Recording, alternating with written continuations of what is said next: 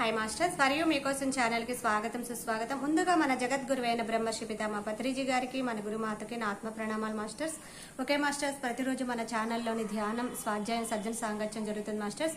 అలాగే Zoom section లో పాల్గొన్న మాస్టర్లు, యూట్యూబ్ లో చూస్తున్న మాస్టర్లకు కూడా ధన్యవాదాలు తెలుపుకుందాం మాస్టర్స్. ఓకే మాస్టర్స్, ఈ రోజు మన ఛానల్ కి సీనియర్ పీరియడ్ మాస్టర్ గారైన విశాలాక్షి గారు వైజాగ్ నుంచి వచ్చారు. మేడం గారు సాదరంగా ఆహ్వానించుకుందాం. ఈ రోజు మేడం చెప్పబోయే టాపిక్ జీవిత ధ్యేయం. ఈ గొప్ప ఆత్మజ్ఞానం అందించడానికి మేడం గారికి వెల్కమ్ చెప్దాం మాస్టర్స్. నమస్తే మేడం, వెల్కమ్ మేడం. జ్ఞానాన్ని అందించినటువంటి మన గురువు అయినటువంటి బ్రహ్మర్షి పత్రిజీ గారికి నా ఆత్మ ప్రణామాలు తెలియజేస్తున్నాను. అలాగే మీకోసం ఛానల్ వాళ్ళు నాకు ఇచ్చినటువంటి ఆపర్చునిటీ చక్కగా చేసేలాగా తప్పకుండా వాళ్ళకి కూడా బాగా చేయాలి అని నేను కూడా కోరుకుంటున్నాను. వాళ్ళకి నాకు ఇలా ఆపర్చునిటీ ఇచ్చినందుకు కృతజ్ఞతలు. అలాగే ఇవాళ ఉండి అందరూ వింటున్న వాళ్ళందరికీ కూడా నా ఆత్మ ప్రణామాలు తెలియజేస్తున్నాను. ఈవేళ నేను చెప్పబోయే టాపిక్ గురించి జీవిత ధ్యేయం. అంటే జీవిత ధ్యేయము అంటే అసలు మన జీవితంలో అందరికీ కూడా ఏవో కొన్ని ఆలోచనలు ఉంటాయి. ఒక ధ్యేయం ఉంటుంది, ఏం చేయాలి ఏంటి అని చిన్నప్పటి నుంచి కూడా ఉంటుంది. అంటే అందరివి అన్ని ఫుల్ఫిల్ అవుతాయా అంటే అవ్వదు. మనకు కష్టం వచ్చినా సుఖం వచ్చినా ఎలా వచ్చినా కూడా మనం జీవిత ధ్యేయాన్ని, మన లక్ష్యాన్ని మనం మర్చిపోకుండా ముందడుగు వేస్తూనే వెళ్ళాలి. మనం పుట్టినప్పుడు ఇంకా జన్మ వద్దు మనకి, ఇలాగే ఇంత బాధలు పడుతున్నాము అని గర్భంలో ఉన్నప్పుడు మనం అనుకుంటాం. అప్పుడు మనం బ్రహ్మస్వరూపులుగాను. కానీ బయటకు వచ్చాక వెంటనే భూమి మీద పడగానే మనకి అదంతా పోతుంది, జ్ఞాపక శక్తి అంతా పోతుంది. అంటే గుర్తు ఉండనియాడు భగవంతుడు. అందుకని మనం ప్రాపంచికంలో పడిపోతాం. ప్రాపంచికంలో పడిపోయి అన్ని కూడా మనం ఏంటంటే జీవిత ధ్యేయాన్ని కూడా ముందుకి మనం అంటే సంపాదించడము వీటి మీదే ఎక్కువగా పెడతాం తప్ప మనం ఆధ్యాత్మికత వైపు ఎక్కువగా వెళ్ళం.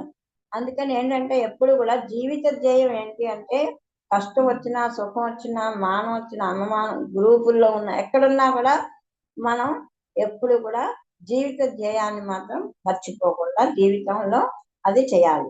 అలాగే పక్క వాళ్ళ ఆనందం అది జీవిత ధ్యేయం. అంతేగాని వాళ్ళని కొట్టి మనం ఎదగాలి అన్నది జీవిత ధ్యేయం కాకూడదు. అప్పుడే మనకి ఎదుగుదల చక్కగా ఉంటుంది. అందుకని ఎప్పుడు కూడా ఎవరిని కూడా మనము మోసపుచ్చాలి చెయ్యాలి అనే ఒక బ్యాడ్ థింకింగ్ తో పాటు ముందుకు వెళ్ళకూడదు. జీవిత ధ్యేయం అనేది ఎప్పుడు కూడా అంటే ప్రాపంచికంలో దిగజారిపోతూ ఉంటుంది తత్వం. ఎందుకంటే అవతల వాడు పోతే బాగుండు, నేను బాగా ఎదగాలి, అవతల వాడు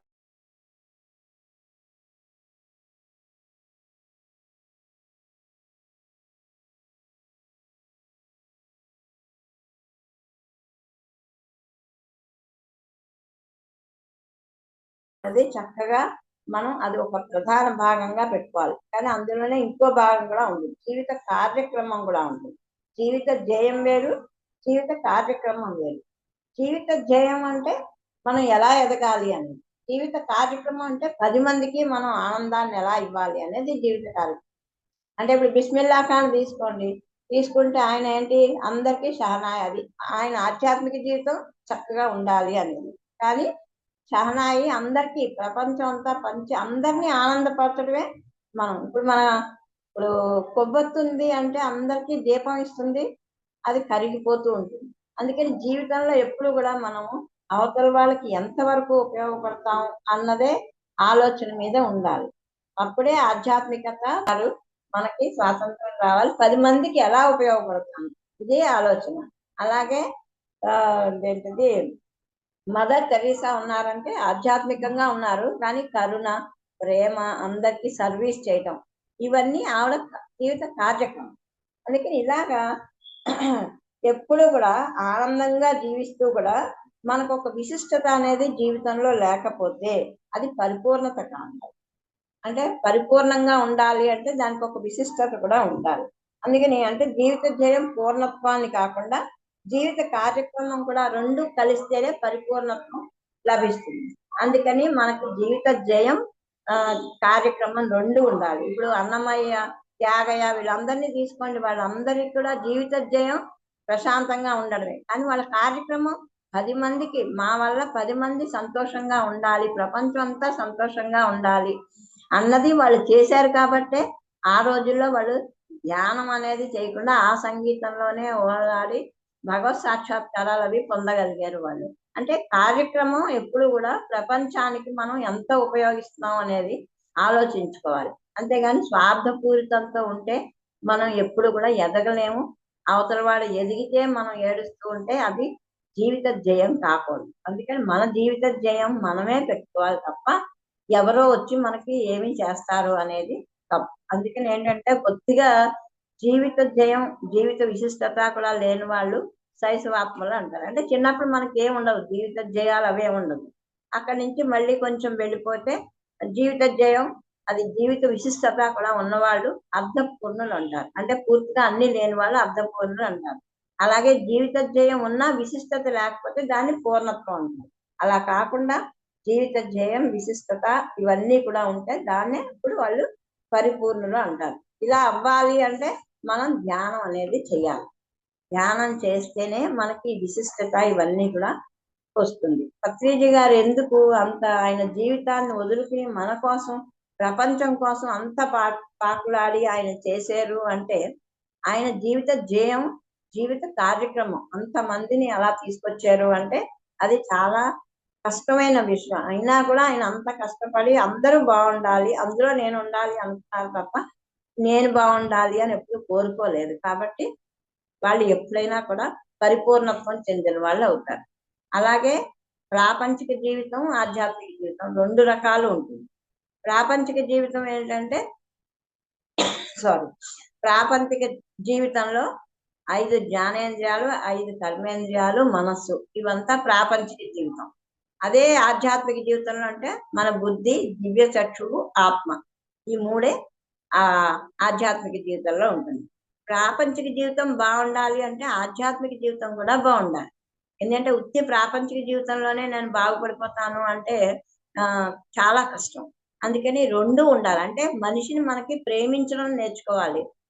ప్రతి మనిషిని ద్వేషించడం 5 నిమిషాలు, కానీ ప్రతి మనిషి కూడా మనిషిని ప్రేమించాలి అంటే దానికి చాలా వాళ్ళకి ఎంతో విశిష్టత ఉంటే కానీ ఎవ్వరూ అలా చేయలేరు. ఏంటంటే ఎప్పుడు స్వార్థమైనటువంటి ఈ ప్రపంచంలో మనం బతుకుతున్నాం కాబట్టి ఇలా ధ్యానం అది చేయడం వల్ల ఏమవుతుంది, మనకి ధ్యానంలో ఉన్న వాళ్ళందరూ కూడా ఒకళ్ళకి ఏం చేయాలి అన్న ఆలోచనలోనే ఆధ్యాత్మికతలోనే ఉంటారు. మనం ప్రాపంచికంలోనే తిరుగుతూ ఉంటే స్వార్థపూరితమైనటువంటిది జీవితంలో ఉంటాం. అందుకని ఆ ధ్యానం అనేది చాలా మనం చేస్తూ ఉంటేనే మనకు కూడా అలాంటి వాళ్ళే దొరుకుతూ ఉంటారు. అందుకని మనం ఏంటంటే ధ్యానం చేస్తూ అందరికీ కూడా ఇవి చెప్తూ ఉండాలి. ప్రాపంచిక జీవితం కూడా ఉండాలి, 50% ఇది ఉండాలి, 50% ఆధ్యాత్మిక జీవితం ఉండాలి. పత్రిజీ గారు కూడా అదే చెప్పారు. ఎందుకంటే 50-50 ఉండాలి. ఎందుకంటే ఇల్లు కూడా చాలా ముఖ్యం.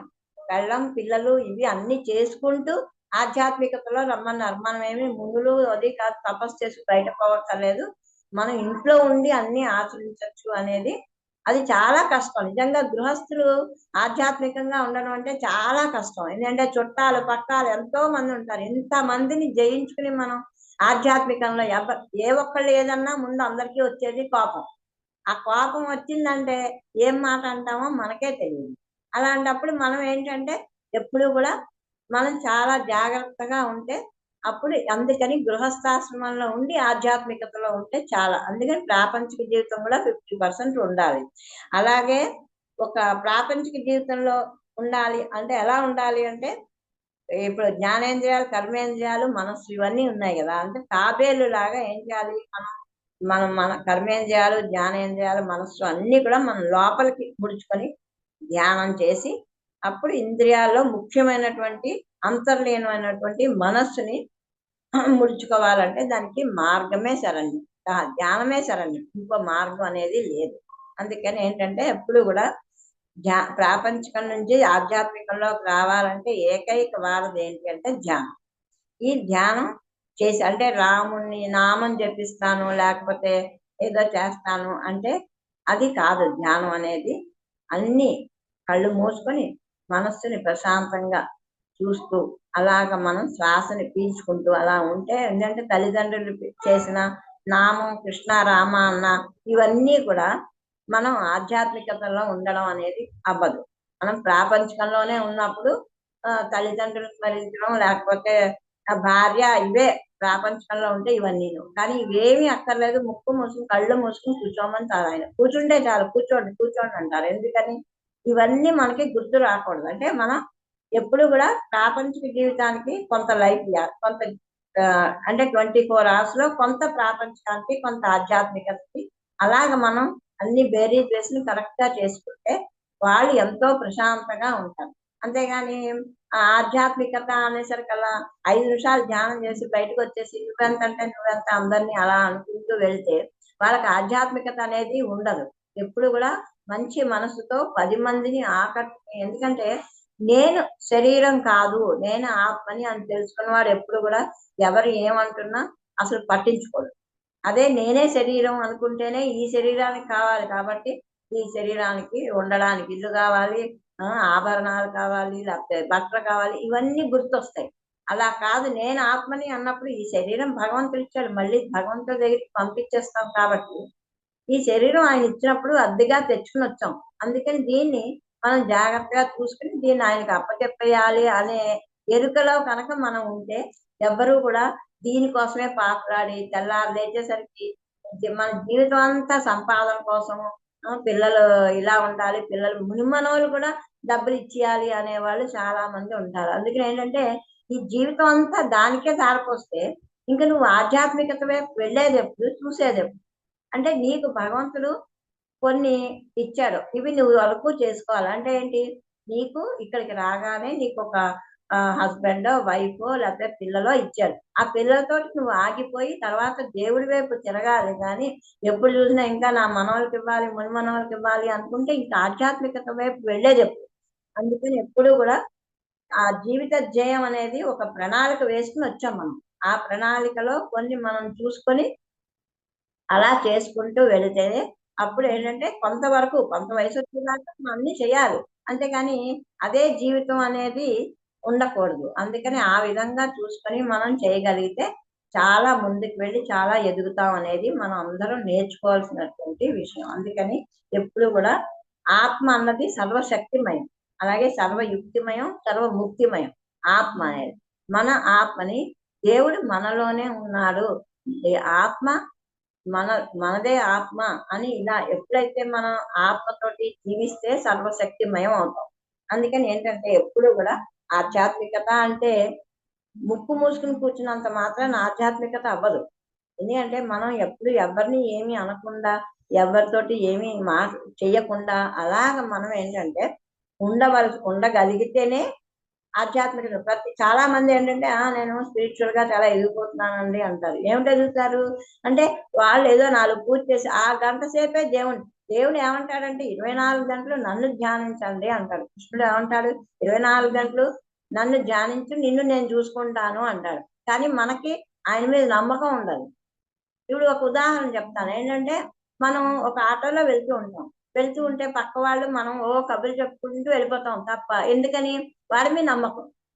పర్వాలేదు బాగానే తీసుకెళ్ళిపోతాడు అనేసి. అదే వాడు యాక్సిడెంట్ చేస్తాడు అంటే మనం వెళ్ళగలుగుతామా? వెళ్ళలేకపోతాం. అంటే మనలాంటి మానవ మాత్రుని మనం నమ్ముతున్నాం కానీ మనం సృష్టించిన భగవంతుడిని మనం నమ్మలేకపోతాం. ఆయన అన్నం పెడతాడా, ఆయన ఇది పెడతాడా? నిజంగా కూర్చొని తపస్సు చేసుకుంటూ మునులందరూ ఎందుకు కూర్చుంటున్నారు? వాళ్ళకి ఎలా వస్తోంది అంటే వాళ్ళకు ఒక నమ్మకం. ఆ నమ్మకంతో బతుకుతారు. ఆ నమ్మకం లేకుండా ఉంటే మనకి నిజమే భగవంతుడు కూడా ఏం చేస్తాడు, వాళ్ళేదో వాళ్ళు కష్టం పడుతున్నాను అనుకుంటున్నారు కదా అందుకనేసి వాళ్ళకి వదిలేస్తాడు. అందుకని ఎప్పుడూ కూడా మనకి ఒక నమ్మకం అనేది ఉండాలి. ఉంటేనే ఆధ్యాత్మికంగా ఏంటి, దివ్య చక్షువు అంటే మనకి 3వ కన్ను. ఈ 3వ కన్ను బుద్ధి ఆత్మ, ఈ 3 కూడా మనకి చాలా ప్రధానం. దివ్య చక్షువు ఎప్పుడు అంటే మనం ధ్యానం చేయగా మనకి ఈ 3వ కన్ను తెచ్చుకున్నప్పుడు మన ఫ్యూచరు ఇవన్నీ కూడా మనకి తెలుస్తుంది. తెలిసినప్పుడు మనం దీన్ని ఎలాగా ఉండాలి అనేది ఎక్కువగా కూడా అందరికీ కూడా ధ్యాన బోధ చేయడమే బుద్ధుడి లక్షణం. ధ్యానం చెప్పాడు బుద్ధుడు. అంటే మనం అందరం బుద్ధుళ్ళు అవ్వాలి అన్నదే, అంటే ప్రపంచం అంతా బుద్ధమయం చేయాలి అన్నదే పత్రిజీ గారి జీవిత ధ్యేయం. అందుకని అంటే జీవిత ధ్యేయం కొంతమందికి స్వార్థం, నా పిల్లల వరకు అని కొంతమందికి ఉండొచ్చు. కొంతమందికి ఇంకొంచెం ముందుకు, ఇంకొంచెం ముందు ప్రపంచం అంతా. అంటే జీవిత ధ్యేయాన్ని కార్యక్రమాన్ని మనం ఎంతసేపు అనేది చూసుకోవాలి. అలాగే ఏంటంటే మనం చూసే చూపుని బట్టి కూడా ఆ మనకి ఉంటుంది. ఎందుకంటే మనం మంచిగా ఉంటే మనకు అందరూ మంచి వాళ్ళే కనిపిస్తారు. మన చూపు చెడ్డగా ఉంటే ప్రతి వాళ్ళని అనుమానిస్తూనే ఉంటాం. అయ్యో వీళ్ళు ఇలాగా వీళ్ళు అలాగా అంటాం. అందుకని ఎప్పుడు కూడా మనము ఆత్మలో అవతల వాళ్ళ ఆత్మని కనుక మనం చూడగలిగితే, వాళ్ళ శరీరం కాదు, అంత ఆత్మని చూడగలిగితే మనకి కూడా వాళ్ళు చాలా మంచి వాళ్ళుగా కనిపిస్తారు. ప్రతి మనిషిలోనూ ఉమ్, చెడు మంచి రెండు ఉంటాయి. ఎవ్వడు మంచియే ఉన్నవాడు ఉండడు, చెడు ఉంటుంది మంచి ఉంటుంది.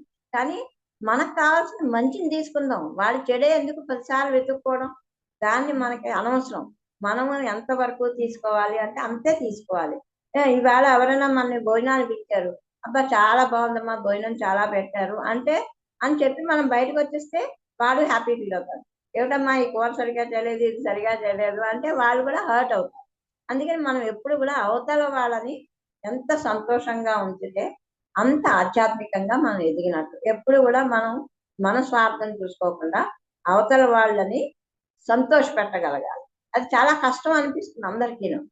ఏంటి అవతల వాళ్ళు ఆనందంగా ఉంటే మనం మనకు కష్టం కదండి అంటాం. కానీ ఒకటి తీసుకోండి, మీ పిల్లాడు ఉన్నాడు, మీ పిల్లాడు ఏదైనా ట్యూషన్కి వెళ్ళాలి, పొద్దుటే 4:30కి లేవాలి. అప్పుడు మీరేం చేస్తారు, మీరు లేచి గబగబా వాడికి ఆ ఆ, ఏదో వేడి నీళ్ళు ఇచ్చి పాలు ఇచ్చి ఇవన్నీ చేస్తారు. మరి అది మీకు కష్టమే కదా, అయినా కూడా మన పిల్లవాడు కదా, అందుకని మనం చేస్తున్నాం. ఇదే కొంచెం ముందుకెళ్ళండి. ఎవరైనా ఒకటే, వాళ్ళకి వాళ్ళు ఆనందపడేది, మనం ఏది చేస్తే ఆనందపడతారో ఆ పని చేయడానికి మనం ముందుకు వెళ్ళాలి. ఆధ్యాత్మికత అంటే అలాంటివన్నీ కొన్ని నేర్చుకోవాల్సి వస్తుంది. అంతేకాని నేను ఆధ్యాత్మికతలో ముక్కు ముసుగు కూర్చోవడం ఒక్కటే కాదు ఆధ్యాత్మికత. 10 మందికి మనకు తెలిసిన జ్ఞానాన్ని పంచాలి. ఈవేళ నిజంగా ఇప్పుడు మీకోసం ఛానల్ వాళ్ళు ఉన్నారు అంటే ఎంత సేవ చేస్తున్నారో వాళ్ళందరికీ కూడాను. అలాంటి సేవను మనం గుర్తించి వాళ్ళు పిలవగానే అయ్యి బాబాయ్ మాకు ఇది ప్రసాదంగా అని మనం ముందుకు వెళ్ళి అందరికీ మనం చెయ్యగలిగితే అప్పుడు వాళ్ళకి వాళ్ళ కార్యక్రమాలు ఫుల్ఫిల్ అవుతాయి. మనకి కూడా జ్ఞానం ఇంకా పెరుగుతుంది. 10 మందికి ఉన్న జ్ఞానం చెప్పడం వల్ల ఇంకా జ్ఞానం పెరుగుతుంది. అందుకని ఎప్పుడు కూడా ఎక్కడ మంచి ఉందో దాన్ని మనం గ్రహించి ఆ మంచిని తీసుకోవడానికే ఎక్కువగా ప్రయత్నం చేయాలి. అంతేగాని మనం ప్రతి వాడిలోనూ అంటే ఆత్మని చూడడం అంటే చాలా కష్టం. ప్రతి మనిషి ఆత్మని అలా చూసి ఆత్మ చూడలేరు. ఆయనలో ఆత్మని చూడగలిగాడు అంటే దేవుడితో సమానం అవుతుంది. అంత దృష్టికి వెళ్ళగలగాలి మనం. అప్పుడే మనం ఆధ్యాత్మికంగా ఉన్నామా లేదా.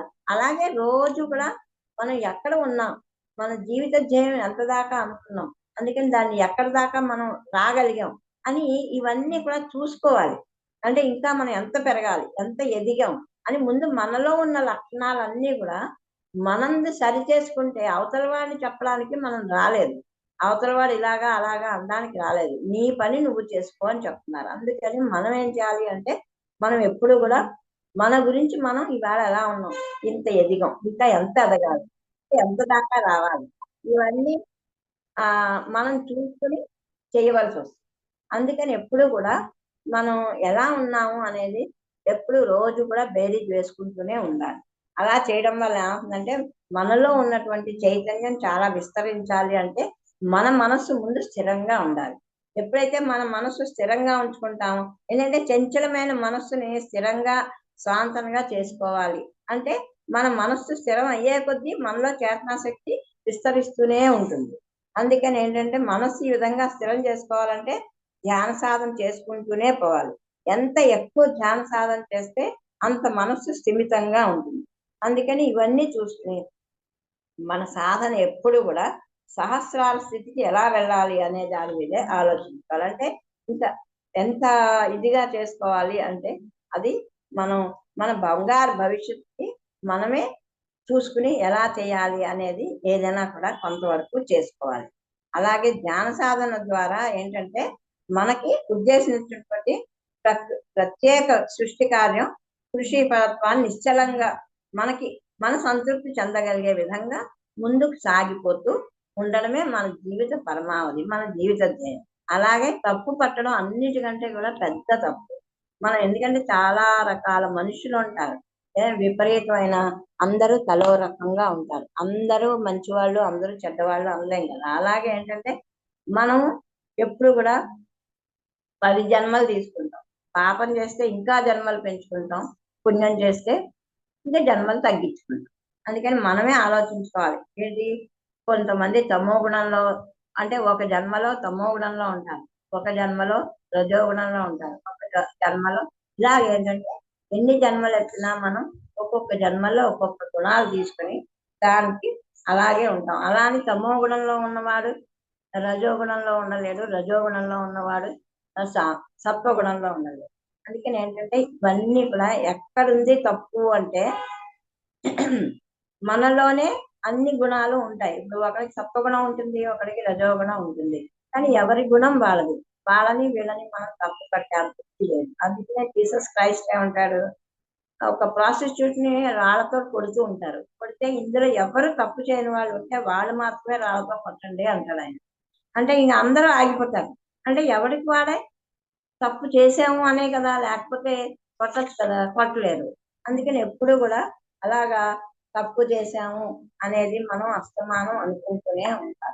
ఆ విధంగా ఉండాలి. అలాగే ఇప్పుడు 7 కొండలు అంటే 7 ఆత్మస్థితులు. అంటే 7 కొండల వాడు తపస్సు చేసుకుంటూ ఉంటాడు. అంటే ఆయన ఎప్పుడు కూడా అంటే పుణ్యం అంటే పరులకు ఉపకారం చేయడం, పాపం అంటే పరులను బాధించడం, ఇవే కదా నేను. అందుకని ఏంటంటే పాప కార్యాలు వదిలిపెట్టి పుణ్య కార్యాలు ఎలా చేయాలి అనే దాని మీద ఎక్కువగా ఆలోచించుకుంటూ ఉండాలి. ఎందుకంటే మనకి ఇంకా జన్మలు వద్దురా బాబు అనుకుంటే మనం మనకి చేతనైనంత సాయం ప్రతి వాళ్ళకి చేయాలి. ఏం పర్వాలేదు, మనం ఎన్ని పాపాలు చేసినా తర్వాత చూసుకుందాం అనుకుంటే అదే. అందుకని వెంకటేశ్వర స్వామి ఎక్కడ ఉన్నారు అంటే ఆఖరి మెట్లో ఎలా ఉంటారు అంటే ఆయన ఆ తపస్సులో ఉంటారు. ఈ 7 మెట్లు ఉన్నాయంటే ఏంటి, మూలాధారం, స్వాధిష్టానం, మణిపూరం, అనాహతం, విశుద్ధం, ఆజ్ఞ, సహస్రారం. ఇవన్నీ ఎలాగైతే ఒక చిన్న పాప తల్లి గర్భంలోంచి బయటకు వచ్చి పాకుతూ, తర్వాత నడుస్తూ, తర్వాత పరిగెడుతూ పెద్దగా అయ్యి అనేక స్థితులు దాటుతుందో, అలాగే ఆత్మ కూడా 7 మెట్లు ఎక్కుతూనే ఉంటుంది. అందుకని ఒక్కొక్క మెట్టు ఒక్కొక్క కొండ. ఒక్క మెట్టు ఎక్కడానికి కొన్ని జన్మలు పడుతుంది. అందుకని ఏడుకొండల స్వామి మాస్టర్ స్వామి అంటారు. ఏడుకొండల స్వామి అంటే ఆయన తపస్సు చేసుకుంటూ ఉంటారు. అలాగే 7 మెట్లు ఎక్కవలసి ఉంది. 7 సిద్ధులాగా 7 శరీరాలు ఉంటాయి.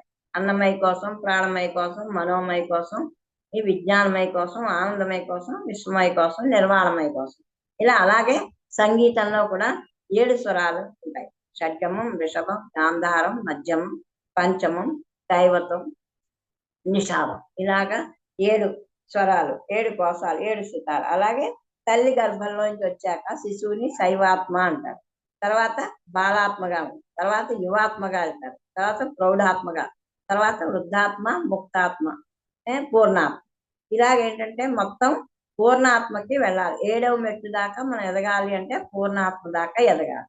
అందుకని ఏంటంటే మనం పుణ్యం చేస్తే అన్ని చూస్తాం. అలాగే 7 లోకాలు ఉన్నాయి. ఇవన్నిట్లాగే 7 లోకాలు: భూలోకం, భువర్లోకం, సువర్లోకం, జనాలోకం, మాలోకం, తపోలోకం, సత్యలోకం. కానీ మనం ఎక్కడి దాకా వెళ్తాం, ఎంత పుణ్యాత్ములైనా సరే మహాలోకం దాకా వెళ్తాం. ఈ తపోలోకం, సత్యలోకం వెళ్ళాలి అంటే మనం తపోలోకం వెళ్ళాలంటే తపస్సు చేయాలి. తపస్సు చేయాలంటే ధ్యానం చేయాలి. మనలో ధ్యానం ఎంత ధ్యానం చేస్తే అంత ఎదిగి తపోలోకానికి వెళ్తాం. సత్యలోకం అంటే ఎప్పుడు సత్యాన్ని పలుకుతూ ఉండాలి. మనం చేసే మంచి పనులు చేస్తూ సత్యమే మాట్లాడుతూ అలా ఉంటే సత్యలోకంలోకి వెళ్తాం. ఇది చాలా తక్కువ మంది వెళ్తారు, ఈ తపోలోకం, సత్యలోకం అనేది. అంటే ఇప్పుడు రమణ మహర్షి గారు ఉన్నారు, ఆయన ఎక్కడికి వెళ్ళారు అంటే తపోలోకంలోకి వెళ్ళారు. ఆయన ఎప్పుడు చూసినా తపస్సు చేసుకుంటూ ఉండేవారు.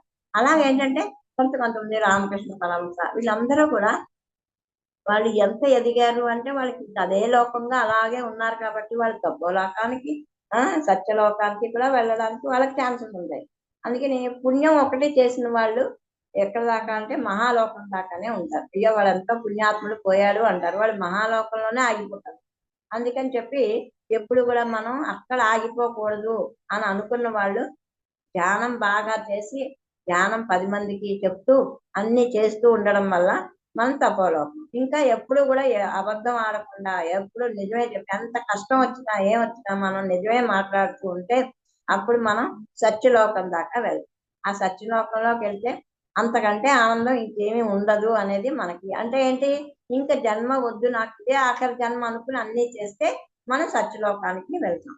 ఏం పర్వాలేదు, అవన్నీ మనం చూడొచ్చు. చాలా మంది ఎలా ఆలోచిస్తారంటే, పోయాక ఎవరు చూడొచ్చు, ఇప్పుడు మనకు కావాల్సింది డబ్బులు సంపాదించుకున్నాం, ఎవరి తల కొట్టేసి సంపాదించుకుంటే అంత బాగుంటుంది అని ఆలోచించే వాళ్ళే తప్ప, అయ్యో సత్యలోకం ఒకటి ఉంది, లేకపోతే తపోలోకం ఉంది, ఆ లోకానికి వెళ్ళాలి, ఇవన్నీ ఎలా చేయాలి అని ఆలోచించే వాళ్ళు. ఇప్పుడు కృష్ణ పరమాత్మ ఏం చెప్తాడంటే, ఎంత మంది చేసినా నా దగ్గరికి చేరేవాడు ఒక్కడే ఉంటాడు, ఈ వేల కోట్లలో ఎవడో ఒక్కడే ఉంటాడు. అంటే ఆధ్యాత్మికతలో ఉండడం అంత కష్టం.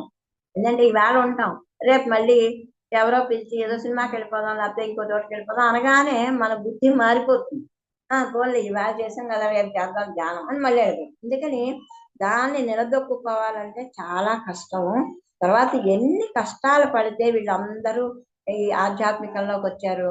ఇప్పుడు రామదాసు, త్యాగయ్య, లేకపోతే అన్నమయ్య, వీళ్ళందరూ పడిన కష్టాలు అసలు ఎవరైనా పడ్డారా? తిండికి లేక, నిద్ర లేక ఎలా ఉన్నారు. భక్త తుకారం, వీళ్ళందరూ కూడా ఎంత కష్టపెట్టినా వాళ్ళు వాళ్ళ జీవిత ధ్యాన్ని మర్చిపోలేదు, వాళ్ళ జీవిత కార్యక్రమాన్ని మర్చిపోలేదు, ముందుకు వెళ్ళారు. అన్నం లేదు పర్వాలేదు, ఏమీ లేకపోయినా ఎంతో మంది ఎన్ని తిట్టిన తర్వాత ఇందులో ఉన్న వాళ్ళకి ఏంటంటే చాలా మంది, ఇప్పుడు శ్రీకృష్ణుడు ఉన్నాడు, శ్రీకృష్ణుడికి కుచేలుడు ఏం చేస్తాడంటే దరిద్రంలో ఉన్నాడు.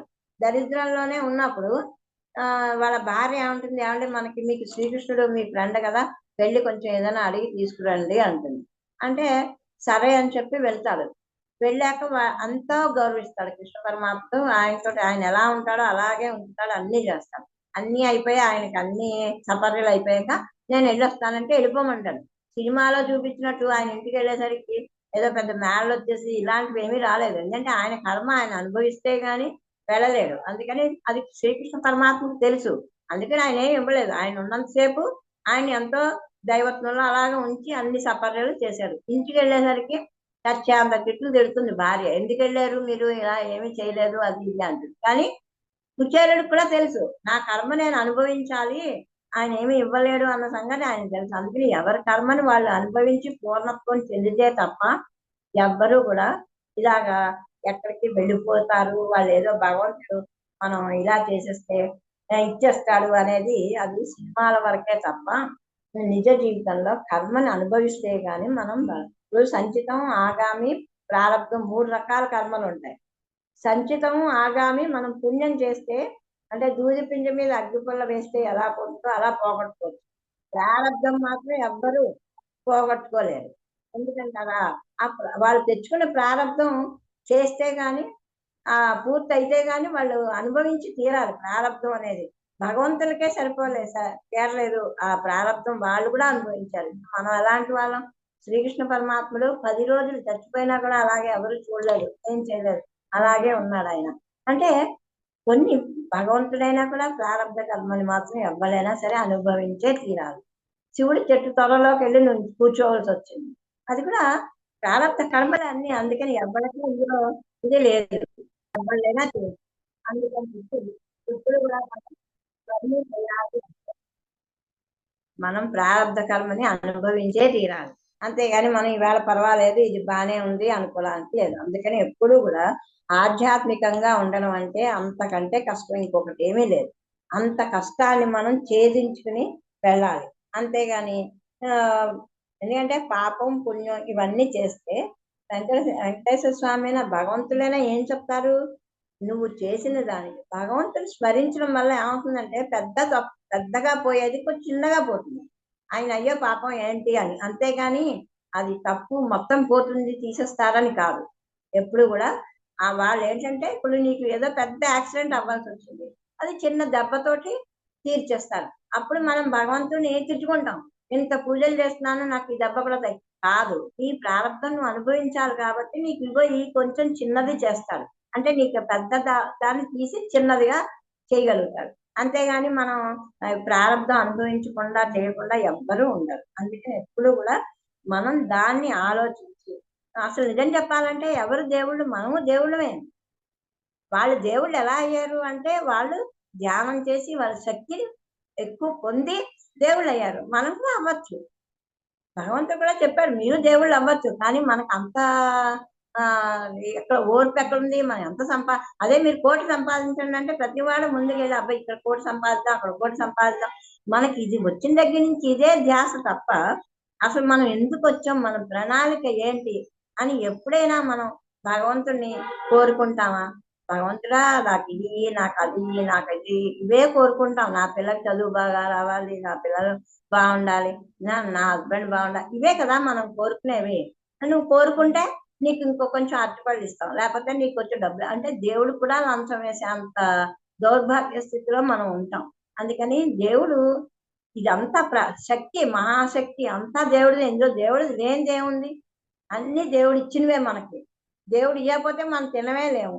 అందుకని ప్రకృతిలో కూడా అంతా ప్రకృతి, పురుషుడు లేనిదే మనం ఏమీ లేదు. అందుకని అన్ని ఇచ్చినవే. కానీ నేను సంపాదించుకుంటున్నాను, నేను సంపాదించుకుంటున్నాను అనేది అహంకార మమకారాలు ఎప్పుడైతే పోగొట్టుకుంటామో అప్పుడే మనం మన జీవిత ధ్యాయాన్ని మనం చూసుకోగలుగుతాం. చూసుకుని మనం ముందుకు వెళ్ళగలుగుతాం. లేకపోతే మనం ఎప్పుడు కూడా ముందుకు వెళ్ళడం అంటే చాలా కష్టం. ఇంత కష్టపడుతూ మనం అంటే మనం వచ్చిన దగ్గర నుంచి వచ్చిన ప్రణాళికలు అన్ని మర్చిపోయాం కాబట్టే మనం ఏంటి అనేది ఇలా గుర్తున్న వాళ్ళు ధ్యానంలోకి వెళ్తారు, లేకపోతే ఇంకొకటి చేస్తారు. దేవుని ఎక్కడో వెతుకుతాం, మనలోనే ఉన్నాడు దేవుడు అనేది అంతర్లీనంగా వెళ్ళి చూసుకోమంటాడు భగవంతుడు. మనం అంతర్లీనంగా ఎక్కడ వెళ్ళగలుగుతాం? వెళ్ళకపోవడం వల్ల అసలు మన జీవిత ధ్యేయం, మన పరమార్థం తెలియట్లేదు మనకి. అందుకని ఎప్పుడు కూడా మనలోనే ఉంది. గుళ్ళు గోపురాలు తిరిగితే మనశ్శాంతి రాదు, ఎక్కడ యాత్రలకు వెళ్తే రాదు. మనలో ఉన్న దేవుణ్ణి మనం గుర్తించగలిగితే అప్పుడు మీలో నుంచి పరమాత్మ మేలుకుంటాడు. ఎందుకంటే మీరు ఏం అక్కర్లేదు, కామ్గా శుభ్రంగా అలా కళ్ళు మూసుకుని మనం కూర్చుంటే ఏమి చెయ్యక్కర్లేదు. అలా కళ్ళు మూసుకుని కూర్చుంటే మీ ఇన్నర్ వాయిస్ కొన్నాళ్ళకి మీకే వినిపిస్తుంది. నేనే ఇక్కడ ఉన్నాను అని భగవంతుడు చెప్తూనే ఉంటాడు. మనం వింటామా? వినం. ఇప్పుడు తల్లి కూడా అలా వెళ్ళకమ్మా, వెళ్తే నీకు కష్టం, అది అలా వెళ్ళకు అంటే వింటామా? వినమా? వెళ్ళిపోతాం. దెబ్బ తగిలాక వచ్చాక అప్పుడే ఏడుస్తాం. అలాగేంటంటే పరమాత్ముడు రోజు చెప్తూనే ఉంటాడు, ఇగో ఇక్కడే ఉన్నాను నేను, నన్ను చూడండి, నా వైపు చెప్పండి మీ దృష్టిని అంటే. ఎక్కడో 100 మందిలో ఒక్కళ్ళు దిగుతూ ఉంటారు. అందుకని వాళ్ళందరూ అంత గొప్ప వాళ్ళు అవుతున్నారు. అందుకని ఏంటంటే ఎప్పుడు కూడా ఇప్పుడు పత్రిజీ గారు అంత అంటే మనం కనీసం కొన్ని దేవుళ్ళని పక్కన పెట్టిన పత్రిజీ గారు అంత దాకా ఎదగచ్చు కదా. మనం కూడా చేస్తాను 10 మందికి సాయం చేసి 10 మందిని మెప్పించుకుని చేస్తుంటే మనం కూడా పత్రిజీ గారు అంతటి వాళ్ళం అవుతాం. కానీ అంత కష్టపడలేమే మనం. కొంచెం కష్టపడేసరికి ఇవాళ నేను చాలా కష్టపడిపోయాను, ఎవరైనా మెచ్చుకోవాలి, మనం చేసిన పనిని అందరూ మెచ్చుకోవాలి. ఎవరు మెచ్చుకోవాలి? మన కెపాసిటీ ఏంటో మనకి తెలుసు, ఇంకొకళ్ళు మనకి చెప్పక్కర్లేదు. ఎందుకంటే మనకి ఎంత మంచితనం ఉంది, చెడ్డతనం ఉంది అని మనకే తెలుసు. అందుకని ఎవరిలో గుర్తిస్తే మీకు గుర్తింపు రాదు. మనకి మనము గుర్తించుకుని మన విషయాలు మనమే ఆలోచించుకుంటే అంతకంటే బాగా ఎదుగుతాం.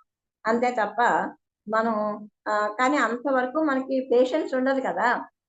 ఎందుకంటే సంపాదించడానికి ఉన్న పేషెన్స్ మిగతా పనికి. ఎందుకంటే కామక్రోధాలు ఎప్పుడైతే వదిలిపెడతాడో అప్పుడు వాళ్ళే శుభ్రంగా నిర్వికారంగా హ్యాపీగా ఉండగలుగుతారు. కానీ మనకి ఎప్పుడు కూడా ఇంత ధ్యానం చేస్తాం, బయటికి రాగానే ఎవడో ఏదో అంటే తుచ్చమని మళ్ళీ అంత కోపం వచ్చేస్తుంది. ఇవన్నీ ఏమైపోయి ధ్యానం అవన్నీ అంటే మనం జీవిత ధ్యేయం మీదే ఫోకస్ చేయాలి. మనం అసలు ఎటువైపు ఉంటున్నాం, ఎటువైపు వెళ్తున్నాం అనేది రోజు. ఏంటంటే భగవంతుడు కూడా ఒక మాయ కమ్మిస్తాడు. మనం వెళ్తుంటే భగవంతుడు కూడా కొన్ని చిలిపి పనులు చేస్తాడు. ఏంటంటే వీళ్ళకి నిజంగా ధ్యానం చేస్తున్నది నిజమా, కరెక్టా, కాదా? ఎవరో వచ్చి అద్భుతాలు జరిగితే ధ్యానం అంటే కూర్చుంటాం. మొన్నాడు వచ్చి ధ్యానం ఏమిటి, నీకేం బుర్ర ఉందా లేదా, అవి లేదు అంటే మానేస్తాం. అంతే తప్ప మనకంటూ మనం ఏమి ఆలోచన అనేది లేదు. ఇవన్నీ లేకపోవడం వల్ల, అందరివి వినడం వల్ల మనం ఇలాగా ఇందులో ఈ కోపస్థ మండు కల్లా ఉండిపోతున్నాం. అందుకని ఇవన్నీ ఉండకూడదు అనుకున్నప్పుడు మనం ఏంటి ఎప్పటి ఏం చెప్పినా మన లక్ష్యం వైపు మనం వెళుతూ ఉంటే మనం అనుకున్న జీవిత ధ్యేయాన్ని మనం సురక్షితంగా చేరగలుగుతాం. అది మానేసి ఎవరో ఏదో చెప్తే మానేసి చేస్తే ఇలాంటివి ఏమీ జరగవు. కాబట్టి మన జీవిత ధ్యేయం కానీ మన జీవిత కార్యక్రమాన్ని కానీ మన చుట్టూ మనం ఉంచుకొని దాన్ని సరిగ్గా చేసుకుంటే తప్పకుండా మనం ఎదుగుతాం. అంతేగాని ఎదిగేటప్పుడు ఎందుకంటే ఇందులో చాలా ఓపిక కావాలి. ఆధ్యాత్మికంగా ప్రాపంచికంగా ఎదగడానికి పెద్ద మనకేమి ఏమి అక్కర్లేదు. ఆధ్యాత్మికంగా ఎదగాలి అంటే చాలా సహనం ఉంది. భూదేవికి ఉన్నంత సహనం మనకు ఉండాలి. ఉంటేనే మనం ఎదగలుగుతాం. ఆ సహనం కనుక లేకపోతే మన ఎదుగుదల ఎక్కడో అక్కడ ఆగిపోతూనే ఉంటుంది. అప్పుడు మనం అనుకున్న వైపు ప్రయాణం చేయలేకపోతాం. ఇప్పుడు మనం ట్రైన్ ఎక్కుతాం. ట్రైన్ ఎక్కాక మన చోటు వచ్చింది అనగానే మనం గబగబా సామాను తీసుకుని సర్దుకుని వెళ్ళిపోతాం. అంతేగాని ట్రైన్ చివరి దాకా వెళ్తుంది కదా అని మనం చివరి దాకా వెళ్ళం కదా. నేను ఎక్కడ దిగిపోవాలో, ఎక్కడ ఎక్కాలి అవన్నీ కూడా మనం జ్ఞానంతో తెలుసుకోవాలి. ఊరికే పుస్తకాలు చదివేసాను నాకు నాలెడ్జ్ వచ్చింది అంటే కాదు. ప్రపంచాన్ని చదవాలి. ఒక్క పుస్తక నాలెడ్జ్ సరిపోదు. ప్రపంచాన్ని అంతటినీ చదవాలి. జ్ఞానం ఎక్కడ ఏది ఉండాలి, ఏది అక్కర్లేదు, ఏది కావాలి అన్నది అన్ని నేర్చుకోగలిగితేనే మనం ఆ జీవిత ధ్యేయాన్ని తప్పకుండా చేరగలం. లేకపోతే ఎక్కడ ఉన్నది అక్కడే ఉంది, ఎక్కడేసిన దొంగలి అక్కడే ఉన్నట్లే అయిపోతుంది.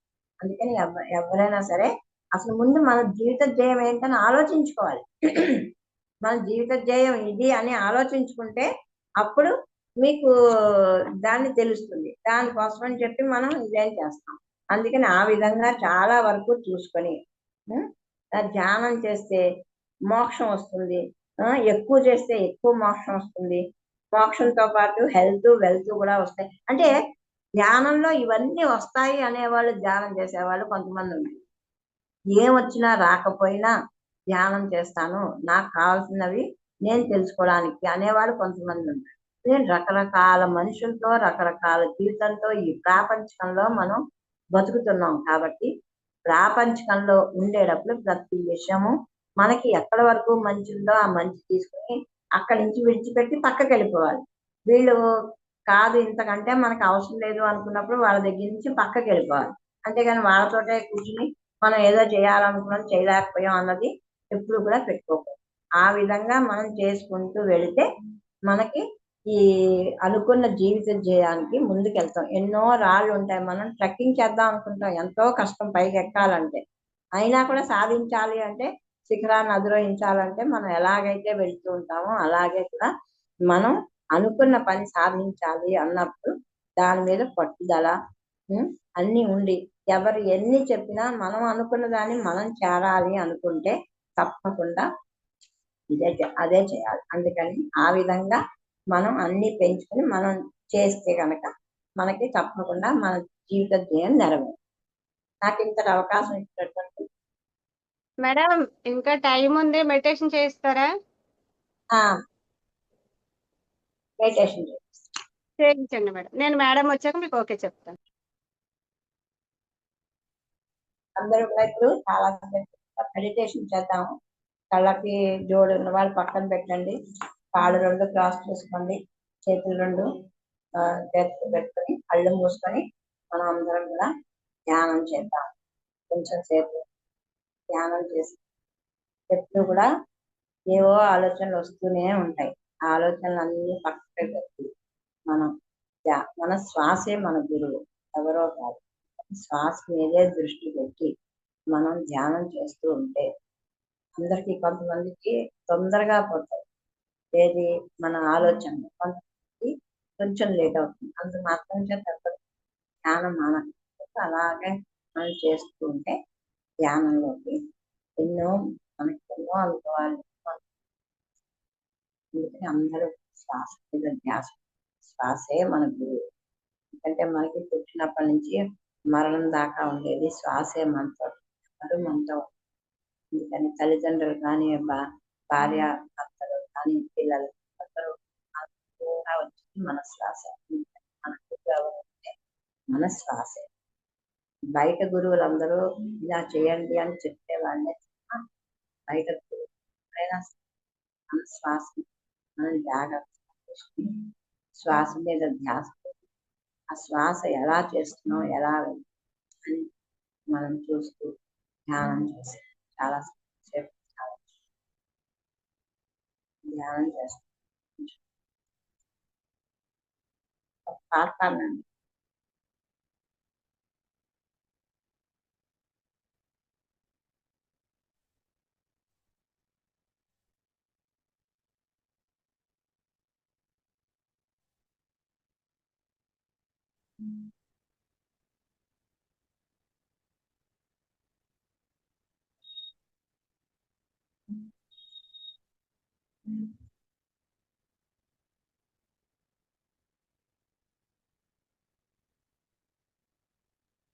కళ్ళు కళ్ళు కట్టు మేడం వచ్చి మళ్ళీ నెక్స్ట్ కార్యక్రమం అంతవరకు అందరూ నాకు ఈ అవకాశాన్ని ఇచ్చిన thank you. Thank you madam, thank you so much madam. For you మీకోసం మన ఛానల్కి వచ్చి ఎంతో గొప్ప ఆత్మజ్ఞానం అందించిన విశాలాక్షి గారికి ధన్యవాదాలు తెలుపుకుందాం మాస్టర్స్. అలాగే ప్రతినిత్యం ఎరుకతోటి ధ్యానం, స్వాధ్యాయం, సజ్జన సాంగత్యం చేద్దాం మాస్టర్స్. అందరి చేత చేయిద్దాం మాస్టర్స్. వైజాగ్కి మెగా పిరమిడ్ రావాలని పరమ గురువుల కోరిక, పత్రిగారి కోరిక, పత్రి మేడం కోరిక. మనమందరూ సంకల్ప ధ్యానం చేసి వైజాగ్ మెగా పిరమిడ్ వచ్చేలా చేద్దాం masters. Thank you masters. Thank you.